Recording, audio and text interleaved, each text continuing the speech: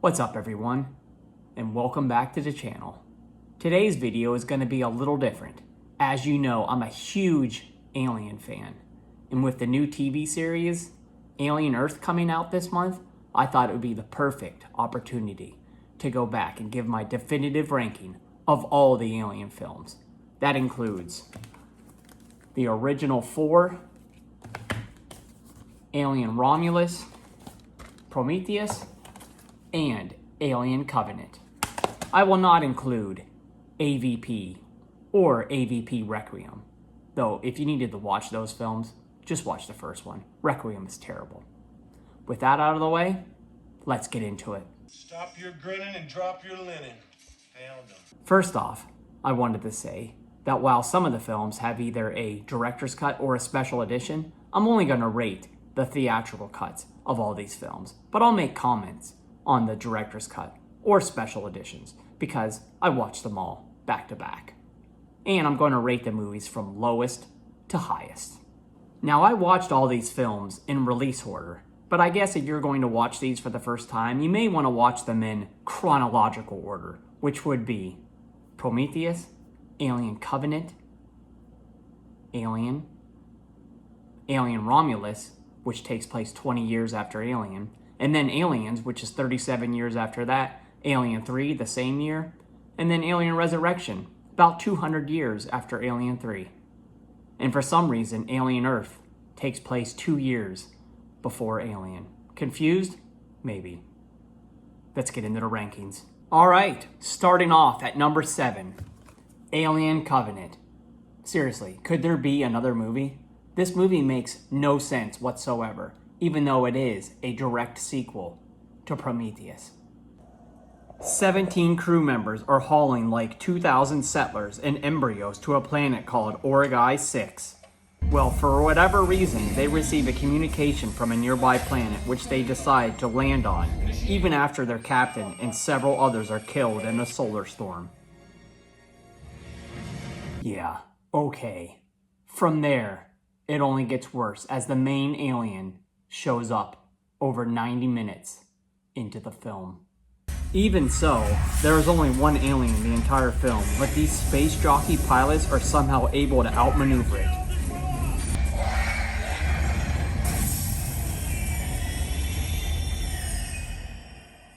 Again, sure. Anyways, David is back, and he is the best part about this film. He's breeding alien facehugger egg sacs so that he can create alien life. He also plays double duty as Walter, the Covenant ship's android. But he is not sinister as David, who thinks his only purpose in life is to create, not serve. The look and feel of this film is great. I love Ridley Scott's style here. The panoramic shots of the planet were superb, but that's where all the good really stops. The characters are all lifeless, and you don't care about them. I was actually happy when some of them were killed by the alien species. Though I did like the idea of spores making their way into human bodies, implanting in their skin, and growing alien creatures. That is pretty cool. The creatures were more interesting to watch than the actors.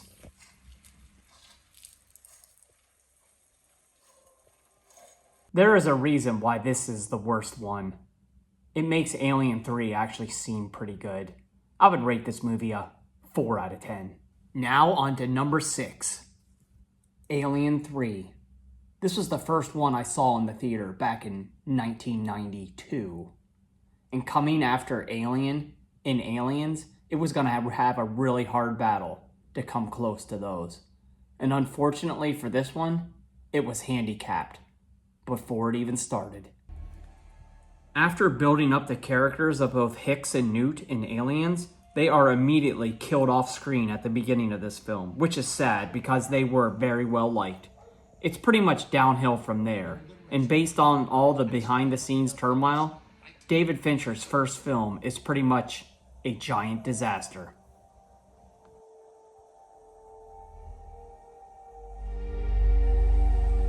To me, it doesn't really make any sense that there would be any aliens on the Sulaco after Ripley killed the Queen at the end of Aliens. Wouldn't she check to see if there was any aliens on board? and I highly doubt that a lone facehugger would somehow find the cryotubes. That's not to say the film is terrible, but after rewatching it for the 50th time for this video, I have to say that it's not very good. The beginning is a jumbled mess, and the characters in this film outside of Clemens and Ripley are pretty much underused and worthless. Charles S. Dutton was a nice addition though. Yeah, well, you don't want to know. I'm a murderer and rapist. There are some cool ideas in this film though, such as an alien coming from a dog. It was nice to see how the alien would take on some of the dog's characteristics. It was very interesting to watch the alien move like a dog. It's very nimble and very quick. The running shots through the tunnels were very well done. I also thought that the interactions between Ripley and the alien were very interesting, since she was carrying a queen, so the alien pretty much ignored her.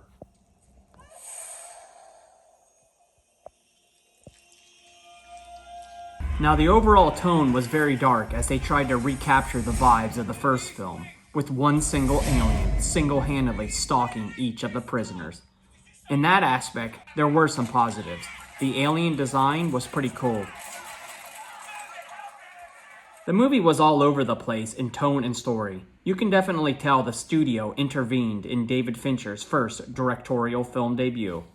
Most of the characters were not properly mapped out or explored in any detail, and hence, you didn't really care about them. Does the recorder indicate anything? Was there an alien on board? Yes. I also thought that impregnating Ripley and having her fall into the furnace at the end of the film was a terrible idea and pretty much ruined any chances for legitimate sequels. Having Lance Henriksen play the head of Weyland-Yutani was one of the few bright spots of the film. After playing the android Bishop in Aliens, having him come back as the evil company man was genius casting.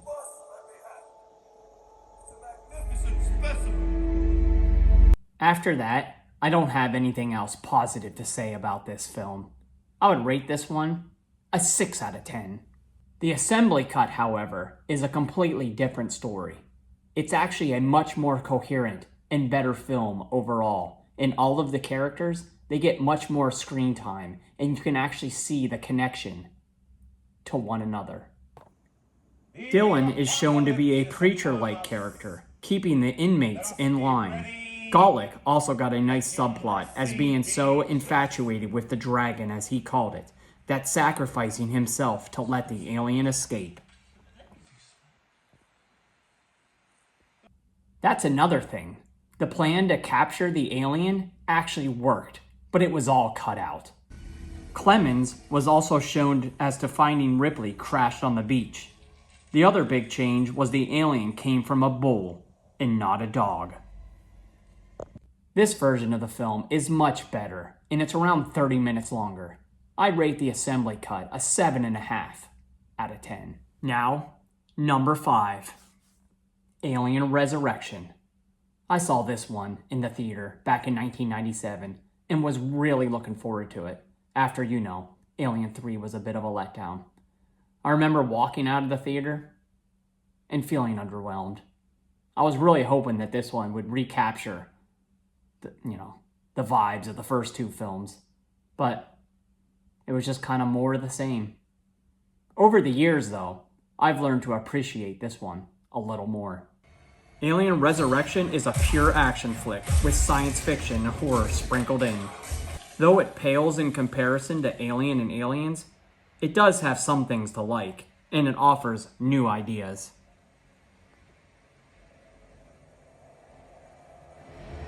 In the mid-90s, cloning was the talk of the town, so of course, they found a way to get that in as the basis of this movie. They cloned Ripley to get the Queen inside of her. Hokey, yes, but it works for the setup. Because of that, we had Ripley take on some of the traits of the aliens, such as acidic blood and able to communicate with the aliens, in addition to her faster healing. We also got The Newborn, which for 1997 was kind of lame, but after Romulus copied it for Resurrection, it works.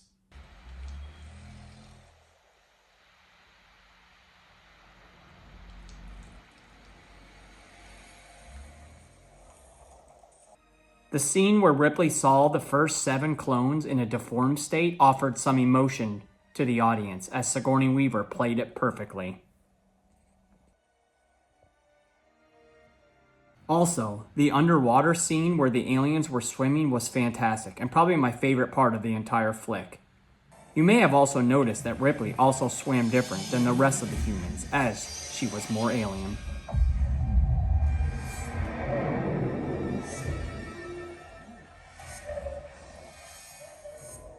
The characters were pretty good in this one too, especially Brad Dourif as the Doctor. I always quoted his butterfly scene.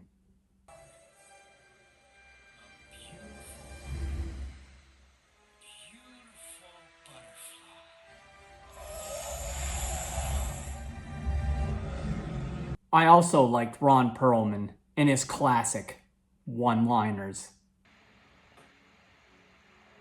I can get you off. Maybe not the boat. The movie looks good and the action is pretty good, but overall the story is a bit thin, which is where it gets held back. Still, it is better than Alien 3. I would rate this one a 7.5 out of 10.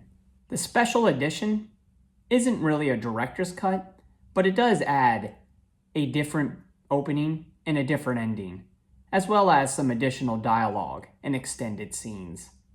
I really only liked the additional scenes where Ripley was being reminded of Newt. Frankly, I think those scenes should have remained because of her connection to Newt and how it reminded her of her daughter. She had bad dreams. I tried to help her. Okay, now, number 4. I struggled with the placement of this one because I think it could be swapped with Alien Resurrection. But for now, it's number 4. Alien Romulus. We saw this one in the theater, and we enjoyed it. I enjoyed it as well when I watched it for this video. It takes the franchise back to its horror roots, and it's horror at its best. A lot of things to like in this one. Fede Alvarez channels his internal Ridley Scott to bring back the claustrophobia of the first film. Facehuggers, xenomorphs, and the frozen alien from the first film. That is quite the ingenious way to make this a direct sequel to the first film.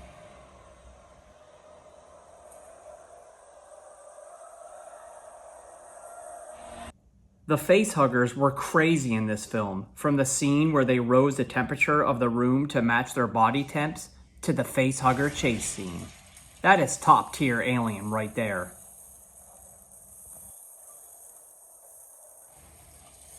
I also liked Kaylee Spaney as the main character in this film, Rain Carradine.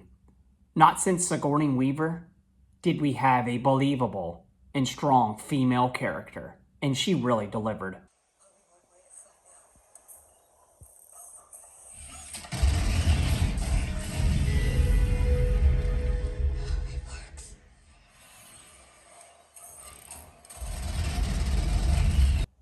I also liked her brother Andy, the android who does things that serve in the best interest of Rain. I did not like him stealing Ripley's line though.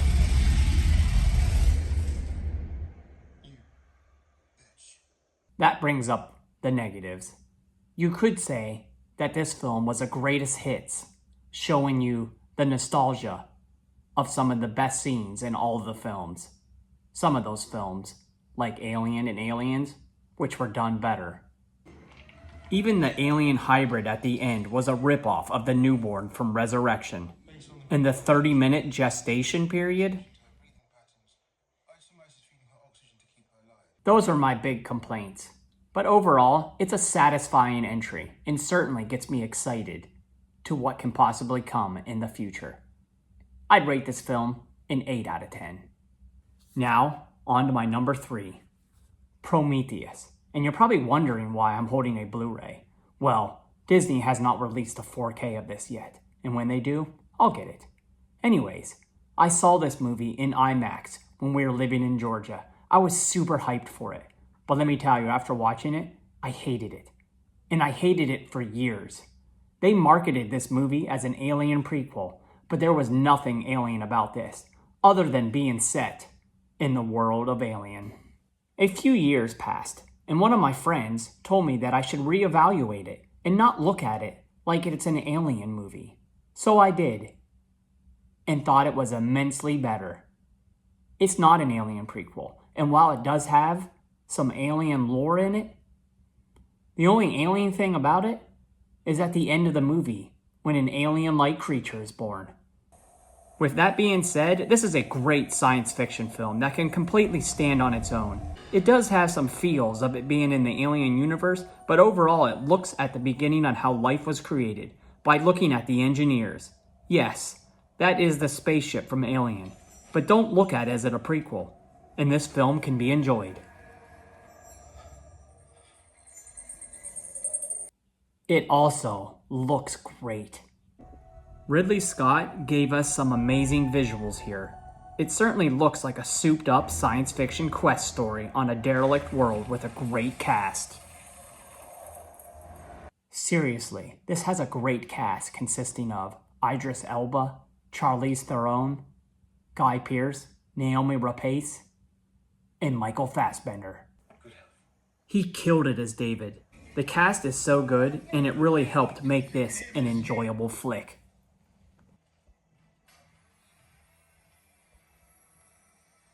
There's a lot to like here. Science fiction, horror, suspense, black oil. Don't get me started on that. But I'm really glad I did reevaluate this several years ago because it's a really good flick from Ridley Scott. 8.5 out of 10 for Prometheus. Now, my number 2. Ridley Scott's Alien. Released in 1979, this little film kicked off the entire franchise, though technically speaking, it's now the 3rd film in chronological order. This film is still terrifying today and one of the scariest movies I've ever seen. I remember watching this for the first time when I was 11, and I had to fast forward the last 20 minutes of the film. That was on VHS. Tapes! When Ripley went back to get her cat, I completely lost it. In fact, to this day, I have a hard time watching this in a darkened room. What makes this movie so good is the great cast, such as Tom Skerritt, Sigourney Weaver, John Hurt, Harry Dean Stanton, Yaphet Otto, John Hurt, and Veronica Cartwright. That chestburster scene is insane, and none of the cast were acting there. They were terrified. The whole look and feel added to the uneasiness, as H.R. Giger's designs had so much detail. From the derelict spacecraft, the space jockey, to the xenomorph itself, the designs were terrifying. You also didn't get a great look at the alien itself until near the end, which really kept you guessing as the viewer. It really added to the mystery and suspense.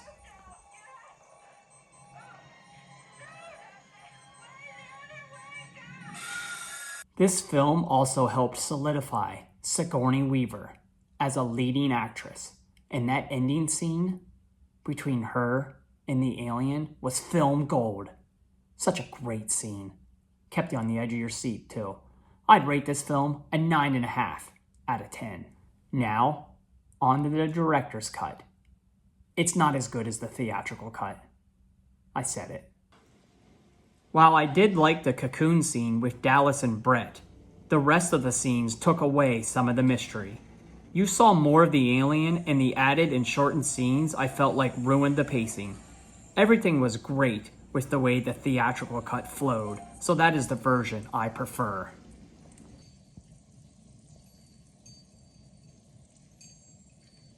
Alright, we made it. Now on to my number 1, and if you know me, you already know my number 1.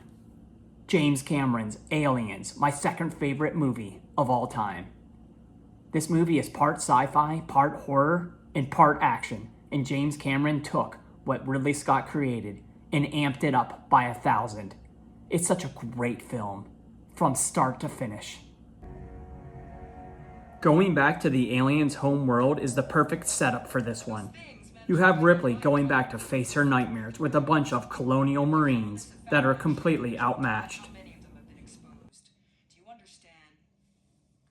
There are some great and memorable moments in this film, such as when Vasquez unleashes hell on the aliens.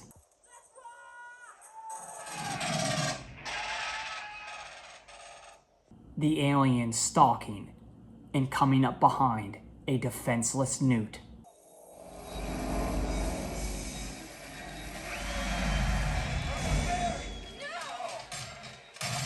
Or best yet, Ripley going one-on-one with the Queen. Get away from her, you bitch! Those are just some of the memorable moments in this one, but I could go on and on. Cameron's story and characters make this an enjoyable flick that is good every time you watch it. I can't find anything wrong with this one, except for maybe that scum Carter Burke. At least he got what was coming to him.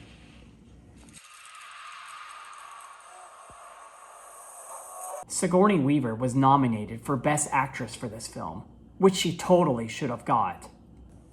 Her take-charge attitude and motherly instincts were very well done, and she acted great, as did the rest of the characters. I would rate this film a 10 out of 10.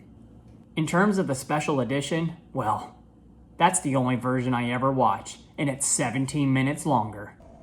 I love the inclusion of Hadley's Hope, where you see the colonists coming in contact with the alien hive. I also love the added scenes showing Ripley mourning the loss of her daughter, the added scenes of Hudson on the dropship, but especially the sentry guns. Those are badass.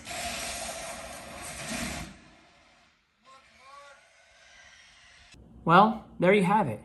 We just ranked all 7 Alien films. Let me know how I did. Comment down below. And in case you missed the ranking or you didn't watch this video, I'll put the top 7 right there. Well, that's today's video. Come back again. See what else we got going on. You never know what I'm going to come up with next. Make sure to like, subscribe, comment, and share, bruh.